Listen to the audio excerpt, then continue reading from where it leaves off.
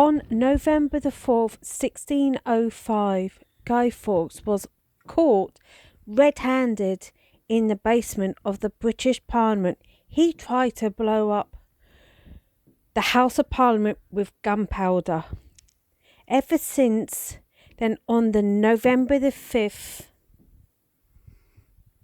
the British have celebrated his capture and executed by burning a model of him on Bonfire around the nation.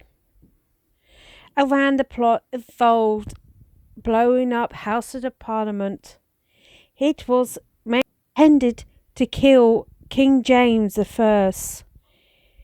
James had actually started out as King James VI of Scotland. When Queen Elizabeth died, he was the nearest living relative, and so he became King of England.